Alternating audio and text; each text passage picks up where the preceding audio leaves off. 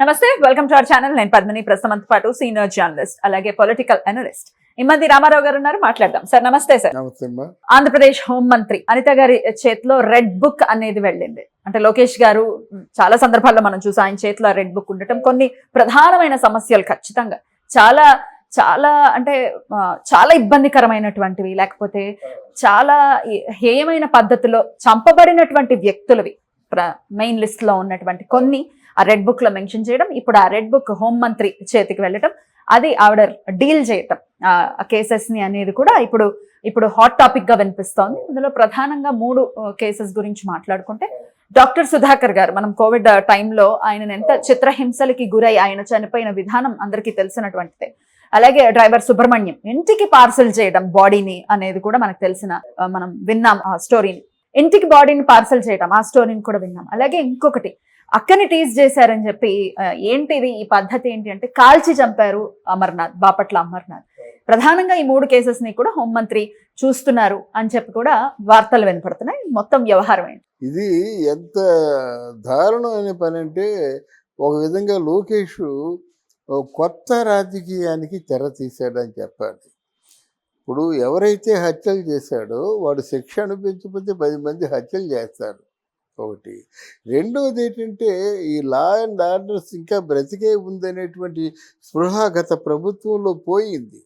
ఎందుకంటే ఈ 5 సంవత్సరాల్లో ఎవరు పోలీస్ కంప్లైంట్ ఇచ్చినా ఎఫ్ఐఆర్ నోట్ చేసే ప్రసక్తే లేదు. వాళ్ళు వైసీపీ వాళ్ళు వస్తే యాక్షన్ తీసుకున్నారు, మిగతా వాళ్ళు ఎవరు ఏ పార్టీ వాళ్ళైనా సరే చిత్తుబుట్టలో పారేశారు.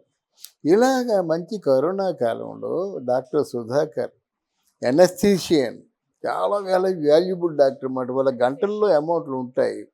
అటువంటి వ్యక్తి చేసిన పాపం ఏమిటయ్యా అంటే, మాస్కులు లేవని చెప్పడం. ఆ మాస్కులు లేవని చెప్పిన దానికి వీళ్ళు ఏం చేశారంటే, ఇక మాస్కులు లేకుండా ఆయన్ని డిస్కార్డ్ చేశారు. ఆయన్ని ట్రీట్మెంట్లో ఏదో మిస్ఫైర్ చేస్తున్నాడు అని చెప్పేసి వాడిగా ముద్ర వేశారు. తర్వాత మూడవది ఏంటంటే, ప్రభుత్వం మీదే ఈయన సవాల్ చేస్తూ ప్రభుత్వ ప్రతిష్టకు కంకటంగా మారాడని చెప్పేసి ఆయన్ని గుండు గీయించేశారు, శిరోమండనం చేయించారు. దాని తర్వాత పిచ్చివాడిగా ముద్ర వేశారు.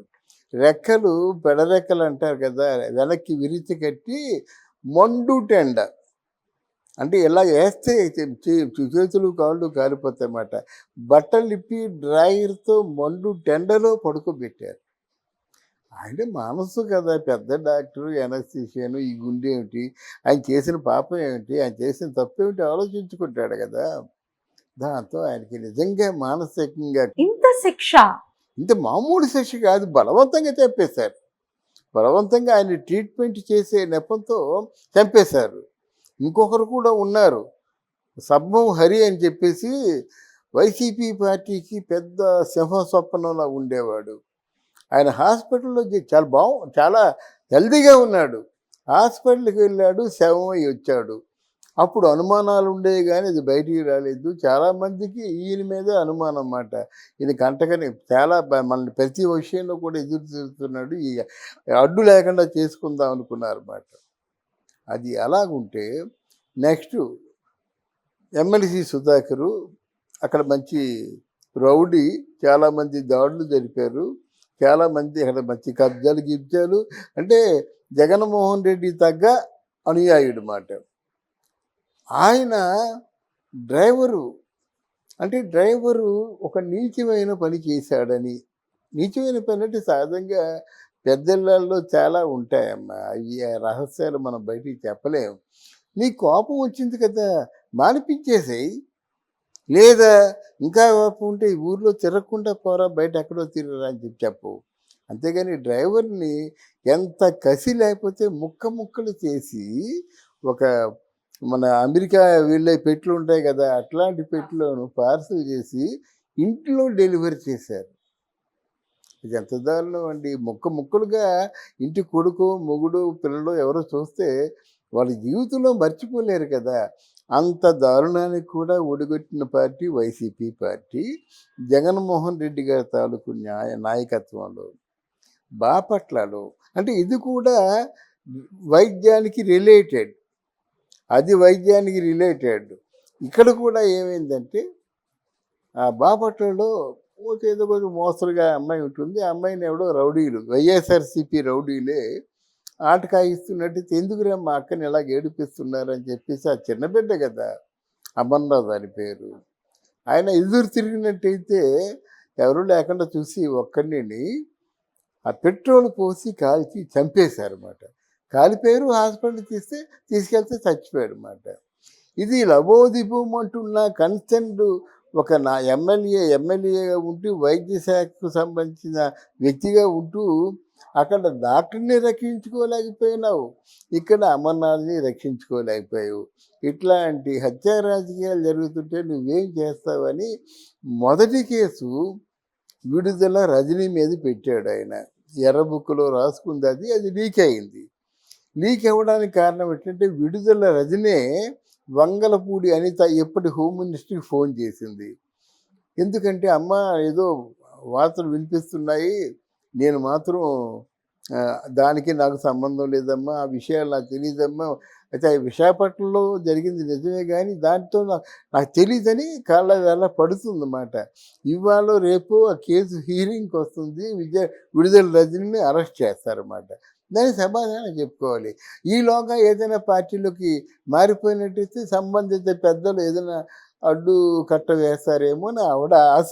మారతగిరితే అధికార పార్టీలోకి వస్తారు, ఇంకా అలా వచ్చిన తర్వాత ఆ కేసెస్ అనేవి వెనక్కి పడిపోతే గనక, ఒకవేళ వాటిని డీల్ చేయకపోతే గనక డెఫినెట్ గా లోకేష్ గారి మీద కానీ లేకపోతే అసలు ప్రభుత్వం మీద కానీ డెఫినెట్ గా అపనమ్మకం అనేది ఖచ్చితంగా కలుగుతుంది. అదే బీజేపీ పార్టీ అది చేసింది కాబట్టి అప్పుడు 400 సీట్లు వచ్చినాయి, ఇప్పుడు 290 వచ్చాయి. కానీ మీరు చెప్పినట్టుగా విశ్వాసాన్ని కోల్పోతారు కదా, ఆ పార్టీ ఉనికినే కోల్పోదు. ఎందుకంటే విక్టిమ్స్ కి ఖచ్చితంగా న్యాయం జరగాలి, వాళ్ళకి న్యాయం జరగాలి అని అంటే ఒకవేళ మారినా శిక్షార్హులకి శిక్ష పడాలి. అవును, శిక్షార్హులు కదా, శిక్షార్హులుగానే వాళ్ళు ఉన్నారు.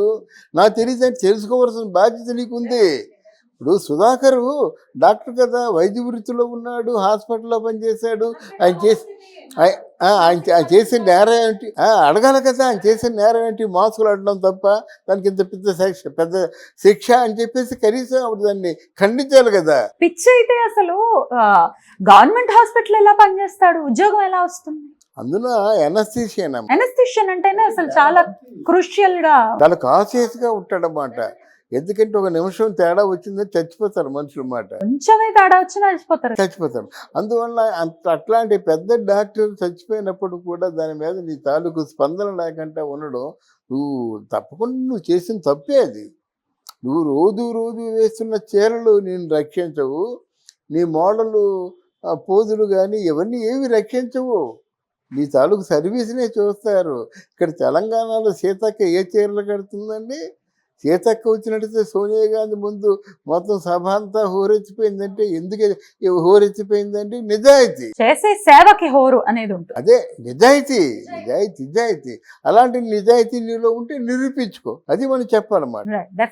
అందువల్ల వైఎస్ఆర్సీపీలో ఇంకా అరెస్ట్ కావలసిన వాళ్ళు చాలా. కొడాలి నాని ఉన్నాడు, పేర్ని నాని ఉన్నాడు, వల్లభనేని వంశీ ఉన్నాడు, అంబటి రాంబాబు ఉన్నాడు, మన రోజా ఉంది, తర్వాతేమో అరుణ్ కుమార్ యాదవ్ ఉన్నాడు, అన్నిటినీ మించి కొడాలి నాని ఉన్నాడు. వీళ్ళందరూ అసలు ముఖ్యమైన నేత రోజా ఉంది. వీళ్ళందరూ జైలుకి వెళ్తారు, వీళ్ళందరూ ఎర్రబుక్కులో ఉంటారు, చూడకుండా చెప్తున్నాం. వీళ్ళందరూ జైలుకి వెళ్తారు. వీళ్ళు కానీ జైలుకి వెళ్ళకపోతే వీరు తెలుగుదేశం పార్టీ, కూటమి పార్టీ వాళ్ళు ఏమైనా లా అండ్ ఆర్డర్స్ గురించి మాట్లాడితే మనమే ప్రతిఘటిస్తాం. అందుకే కదా మిమ్మల్ని ఎన్నుకున్నాం. భయభ్రాంతులు అయిపోతున్నారు రా బాబు, మీరు వచ్చి లా అండ్ ఆర్డర్స్ని మీరు రక్షించండి అని చేతులెత్తి ముక్కు ఓట్లు వేసాం. అందుకు మనం అడుగుతాం అన్నమాట. పార్టీలోకి వచ్చినంత మాత్రాన పరిస్థితి మారిపోతుంది, శిక్ష నుంచి తప్పించుకోవచ్చు అంటే అది కరెక్ట్ పద్ధతి కాదు. ఎందుకంటే ప్రజలు చూస్తున్నారు. ఎండ్ ఆఫ్ ది డే అధికారం ఇచ్చినాడు, మీరు చెప్పినట్టుగా అధికారం ఇచ్చారు, దాన్ని ఖచ్చితంగా సద్వినియోగం చేసుకోవాలి, విక్టిమ్స్ కి న్యాయం జరగాలి.